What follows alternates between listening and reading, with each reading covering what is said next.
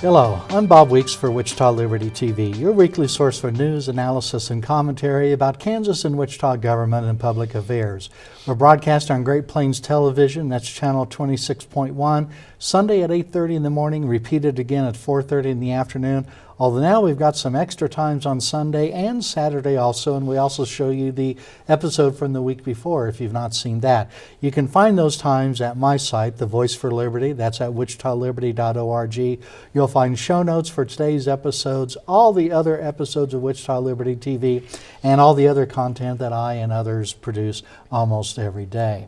So today, our special guest, you've seen him before, he's Andy Hooser, host of The Voice of Reason, broadcast on KQAM, that's AM 1480 radio and 102.5 FM, I believe it is. Plus you can get it on the internet in a variety of ways. I use the TuneIn radio app for what's that works, but it's 6 a.m. to 9 a.m. Monday through Friday, and besides that, he's also the operations manager there at KQAM, and some stuff's really growing out there. I think you've got something new you're going to launch in a week or two. Is that right? Absolutely, and actually the same stations that you have with TV show. We're really excited to work with Great Plains TV, and not only do we have the AM, the FM on the radio, we have the Facebook Live feed that we do every day, as you mentioned, the TuneIn app on streaming, but we're going to be broadcasting the Facebook Live onto TV, onto Great Plains Television. So we're really excited for that. You can see it every morning live, and then a replay of it in the afternoons as well. So okay, yeah. So we're excited. We're going to be covering all the media bases here. Yeah, and you do have the Facebook Live is interesting, partly because you can see, of course, see a radio show. Who would ever thought that would actually be I got into radio thinking I had a face for radio, and then what do? They put a camera in front of me. I think it was probably Don Imus, really, wasn't it, that when MSNBC started broadcasting his radio show, that might have been one of the first radio shows that really caught on as TV. I'm really excited about it just because of the fact that, like you mentioned, Don Imus started, but now every national platform's doing that. If you watch some of the sports stuff, they're doing the radio guys on TV or the TV guys on the radio and just simulcasting the two. The fact that we're doing it here at a local level and statewide on a statewide network through the Mid-America Ag Network and Great Plains TV and some other great sites, we're doing a national movement here on a local level and a statewide level. So I'm really excited. We got some great potential with it. That is pretty good. And I think you and your station won a couple of awards too. We did. The Voice of Reason, we ended up winning a couple of awards through the Kansas Association of Broadcasters. Second place when it came to public affairs programming and commentary. So I was really honored to be able to win those, and we love to be able to submit some of our stuff for all of our programming. And my show happened to win a couple stuff this year. So we're really excited. Andy. Thank you. You certainly deserve that. Appreciate it. So some of the things that your listeners have been interested in when they call in, what's going on lately? Boy, I tell you what, a wrap up of this year, it's been a heck of a year. Talking about 2017, from the election to some of the local stuff with the session, as you know, we talked about the legislative session that went so long this year, and we had such a battle when it came to tax rates and when it came to spending, and now we're prepared for 2018. We're less than a month away for the legislative session in 2018. The Supreme Court's coming down with crazy, accusations. Now what we have to do is $600 million to $1.5 billion in additional spending for education. They want to spend more money on highways, more money on projects left and right. And we're already going into debt for 2019's our 2-year budget cycle because the tax increases that we did only compensated for the old debt, not for the new debt that we accrued with the additional $500 million in additional spending. So that's going to be a huge factor. They still want to increase the Medicaid expansion in Kansas. They still want to start repealing the Second Amendment issues that we passed. It's going to be a bloodbath. Not to mention we have midterm elections next year. We have the gubernatorial race next year.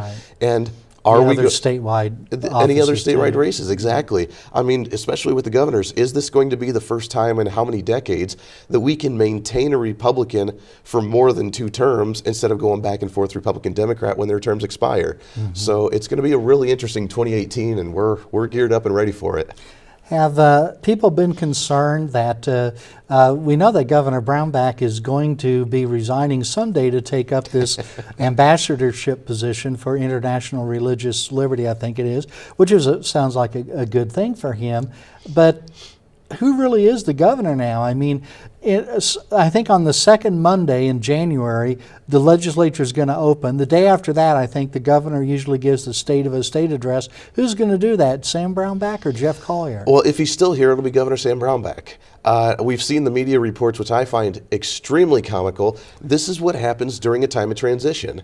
It's nothing new. It's nothing special, especially with the time of the Senate trying to block everything that President Trump's doing, trying to stall on any of the nominations that Trump has picked.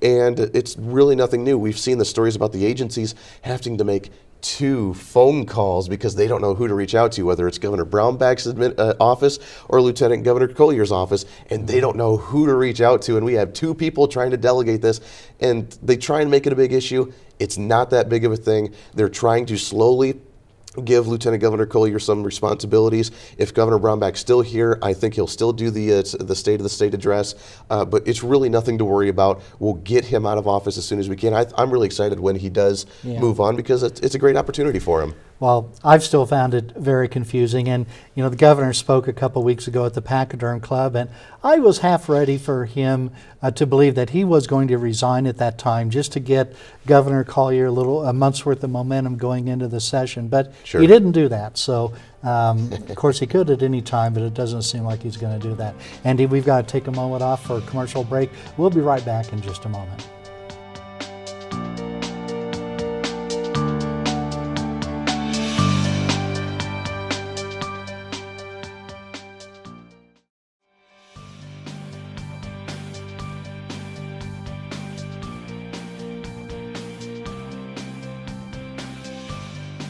Well, welcome back to Wichita Liberty TV. I'm Bob Weeks.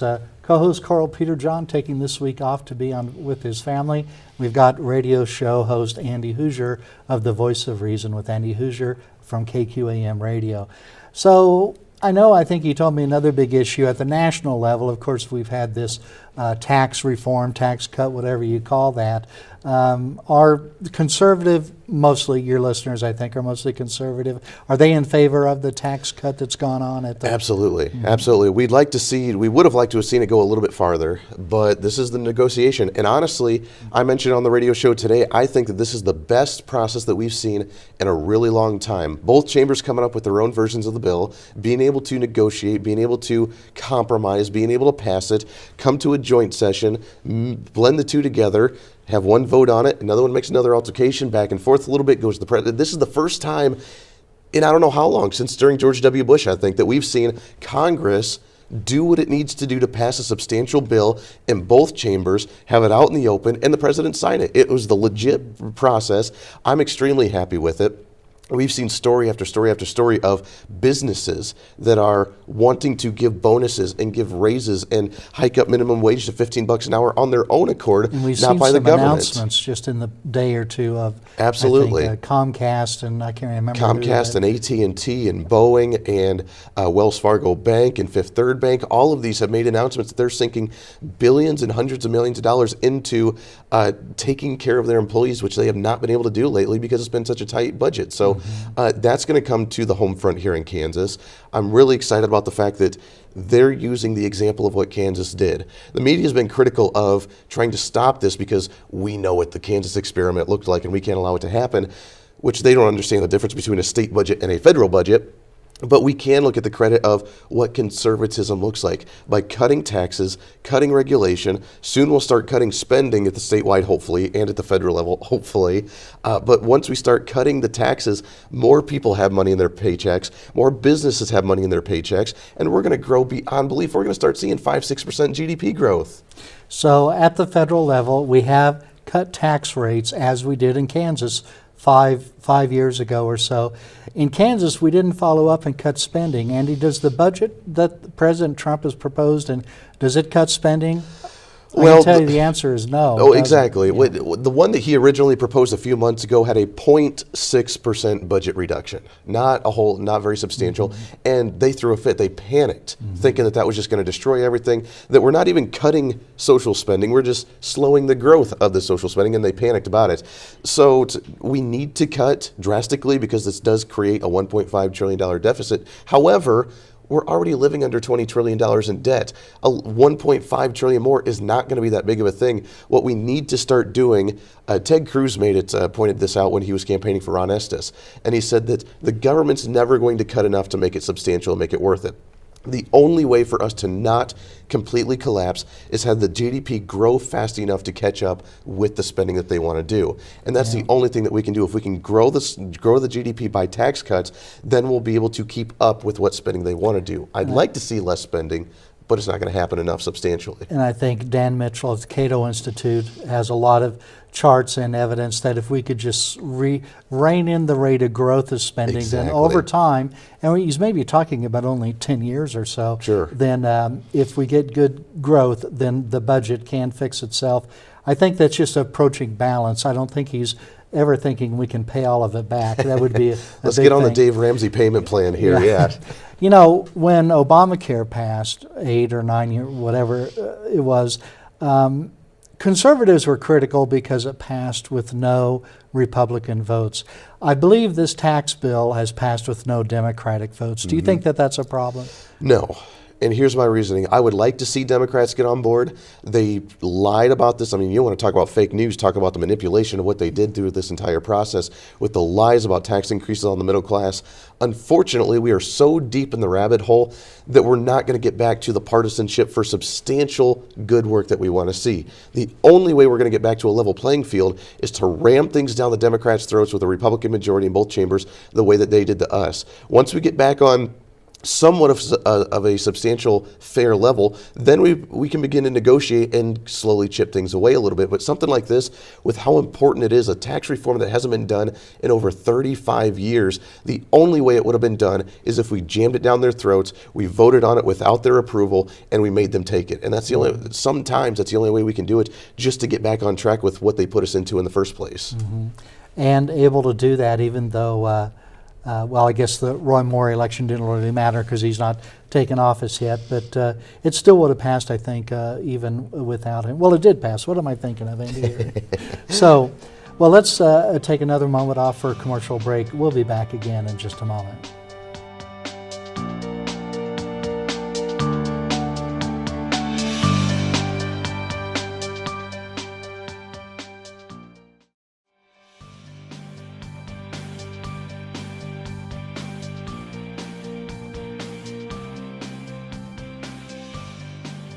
Well, welcome back to Wichita Liberty TV. I'm Bob Weeks with radio host Andy Hooser of the Voice of Reason on KQAM Radio. So, mentioned his name before, but the Alabama special Senate election a couple weeks ago where Roy Moore was against Doug Jones, a Democrat, were Kansas conservatives, why were they worried so much about a Senate election in Alabama, and what did they think about that? Well, it's been a fun conversation on the air because I was a supporter of Roy Moore just for the fact that we need another conservative in there. Again, this really plays, the importance that I saw in this entire election was the fact that Democrats did not run an election based on policy, based on issues. The Democrats feel like they have momentum going in because now they got another Democrat Senate seat, which is great for them at least, but they have not won a single election in I don't know how long on substance. The last election, the general elections that came out in the specials over the last year, they won the governorship in Virginia. That was a blue state that went to Hillary Clinton. Not a big surprise for them. They won some state legislative seats. Not a big surprise because they were in districts that went blue, that are anti-Trump, that are pro-Hillary Clinton. This election down there was nothing more than, can we take it to the next level, criticize someone, name call them, label them, and dismiss them. They didn't beat him based on his record or based on his policies, but the fact that they stretched the stories about him sexually harassing little girls to the point of pedophilia, which wasn't even the case, but that's what they called him, and people were scared to support Roy Moore. He lost by 1 or 2 percentage points. It wasn't that big of a thing, but now this sets the stage, and I said this on the radio, I guarantee that now that they've done this, they're going to be able to go into local elections, including, I bet you here in Kansas, for them to go out, not win on a platform or a policy or an issue, but come out and start rumors about sexual harassment or about how they're a terrible person, because now you see what they're doing. They're getting rid of, their senators are getting rid of certain, we just saw the gal that was running for governor here that stepped aside, or that was going to compete District against Congress. Kevin Yoder, exactly. So the unusual case of a woman being alleged to have used sexual harassment in the workplace. Right, but it was a close case. It was done 10, 12 years ago. It was a close case. It wasn't even about her, but they threw that in part of the allegation against the company as a whole, and then the guy made the comment about her. But the Democrats are trying to purify themselves by getting rid of anybody with any kind of record like that, so that way in the next election, they can go to the American people in whatever district they are, whatever state, and say, look, we purified ourselves. We are not in support of sexual harassment in any way, shape, or form, but the Republicans defend people like Donald Trump and Roy Moore, and that's going to be their platform for the next elections. And that's why it has such a grand national attention that race had. And it seems like there's such a momentum right now to believe the women accusers, no matter how long or how little evidence there might be, that there is, I think, for unscrupulous people an opportunity to make totally unfounded, totally false accusations and at least have them stick a little bit. We no longer have due process. Innocent until proven guilty. That's what we're always proud of as the United States. We're innocent until proven guilty. If you have an accusation, sure, let's address it. Let's look at it. If someone did something wrong, by golly, we want to make sure they never do it again, because we don't want women or children or men or anybody to be harmed. But now you're right. I mean, whether they get acquitted or not, it's the fact that they can throw out an accusation, and whether it's actually true or not, you have destroyed that person's reputation. You've destroyed the company's reputation. You've destroyed the reputation of everybody, and they can never come back from it. This has greater effects than just elections. We're hearing business owners now not even want to hire women or members of the LGBT community or whoever, because they're scared of just those accusations coming out against the business. Businessmen are not wanting to have closed-door interviews or meetings with women because they're afraid that they're going to come out with an accusation. This is a cultural issue that we seriously need to look at. So they made fun of Vice President Mike Pence with his policy of not having dinner alone with a woman other than his wife. He looks pretty smart now. Yeah, they really poked fun at him.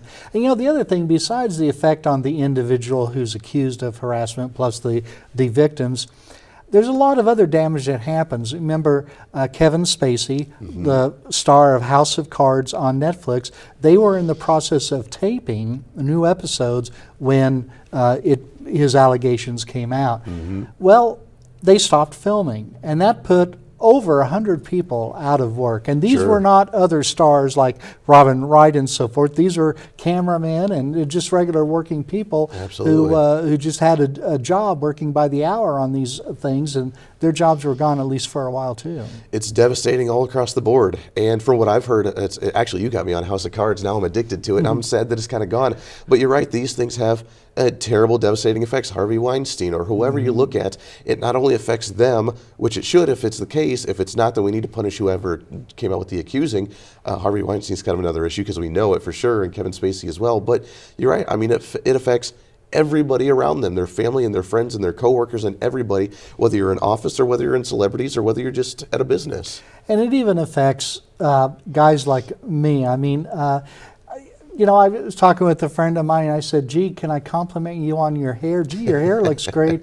Or, gee, that's really a flattering dress. Now, if I said, gee, that bra is really giving you some uplift and separation, that might be over the line. But might draw the line right there, that's right. Can you say, oh, that's a nice dress or a flattering blouse or whatever? I don't know. Can you say that anymore? It's scary. Nowadays, it's scared to even give anybody a compliment, because if you do, then all of a sudden you're harassing them in some way, shape, or form. So definitely the pendulum can swing too far. But no, I understand the concern over this, and believe me, I've seen it seen instances of it in my own personal life, and it's not very helpful at all. So let's take our last commercial break for Wichita Liberty TV this week.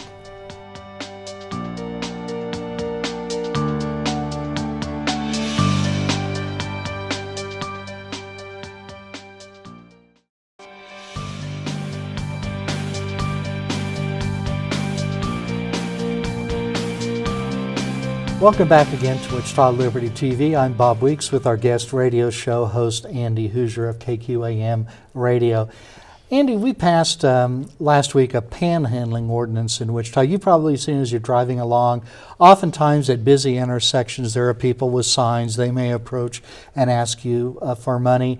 We've passed a law now not only to make that act illegal by both parties, both the panhandler and the driver who might give $1 Sure. or donut to the driver. And there's also some other panhandling ordinance that they want to have, like people downtown and in Old Town. Were your listeners aware of that or worked up about that very much, do you think? It hasn't been a huge talking point, but I mean, it is extremely important for our community, and I'm in favor of the ordinances because I mean, you go to a petting zoo, you go outdoors, you go to wherever, and what do they say? Don't feed the animal, don't feed the wildlife, because they become dependent on it.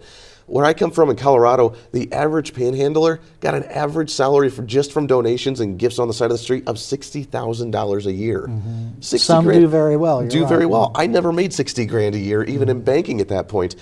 So it's an issue because if they make money, if you know that you're going to give money, if they know that they're going to receive a benefit from it, they're going to continue to do it. We need to, and this isn't against anybody that's in hardship at all, but we need to find a better way to take care of them rather than giving gifts on the side of the street. That's not the best way to do it. Now, the city, one of their laws, they said, it talks about contact being the intentional action by any person to attract the attention of another person for the purpose of inducing such other person as slow, stop, or which obstructs or hinders the movement of such other person to facilitate a transfer of anything to or from the other person. Now, I thought, that sounds like what buskers do. They play their saxophone or guitar down there on the sidewalk in Old Town. They hope that you stop and listen and give some money. That seems like if they wanted to, that they could crack down on that. I don't think that was the intent of the ordinance, but who knows? Yeah, I mean, I don't think that was the intent of it, and maybe they do need to clarify some of the wording because, I mean, some of the unintended consequences may fall through there because you're right. I mean, with something like that, if you're performing, if you're doing something that is some type of entertainment or doesn't make it look bad in the community but actually enhances it a little bit, then I got no problem with something like that because whether they're dependent on it or whether it's just a supplemental income to have fun on the street, all the power to them. So if that does become an issue and they try to enforce that, then maybe there is a point to where we need to look at redefining some of the terminology. Of course, entertaining is in the eye and the ear of the beholder, but besides from that, the city does this because they talk about aggressive and harassing atmosphere. But at the same time, the city does some stuff. For example, we're trying to lobby the state of Kansas to let us have common consumption areas. These are areas where drinking is allowed on the street, just like on Bourbon Street in New Orleans. They're talking about Old Town and maybe even parts of Delano and College Hill. So just curious that they want to cramp down on guys that may be panhandling because they don't want an aggressive atmosphere, but here they want to allow what I call free-range drinking, perhaps. Drinking, I mean, Sure. At least a lot of people get aggressive and harass people At when times, they're drinking. At times, for sure. It's an interesting perspective on it. I mean, it's a hard one because with something like that, do you want to go outside and have a little fun? Yeah, sure, other places do it, and it kind of brings a little bit more excitement to the atmosphere. At the same time, it can get out of hand very quickly, and is that going to lead towards additional regulations, additional law enforcement in the area that actually goes against it with those quote-unquote unintended consequences again? Yeah. Very much. And you know, we also have, kind of not really related to that, but a plan announced for the development of the property right around NASCAR Park in downtown Wichita, that at St. Francis and Douglas, which is a congregating place for homeless. But here's what's interesting. We know the regular type of incentive programs, TIF, CID, historic preservation tax credits, and all this. Here the city of Wichita has something new. What they're going to do, and they did this with Cargill too, is they're going to build a parking lot, the company. They don't need it after business hours. So the city will pay a one-time easement fee so the city can use that lot after hours. Sure. For Cargill, the city's paying $6.5 million. Wow. Yeah. So, I mean, for something that Cargill has no need for, a parking garage after hours. Sure. And really where the Cargill is, there's really not much demand for parking outside of hours too. Once in a while with big events at the arena, but that's about it. So they're just coming up with new creative ways. New ways, yeah. At the same time, you've heard the mayor say no cash incentives, right? Doesn't he Sure, say that? exactly, sure. But when they give things like this, when they also forgive debt, part of the benefit to Spirit Aerosystems was forgiveness of $3.5 million of debt that Spirit owes the city. They gave that away, but yet the mayor says no cash incentives.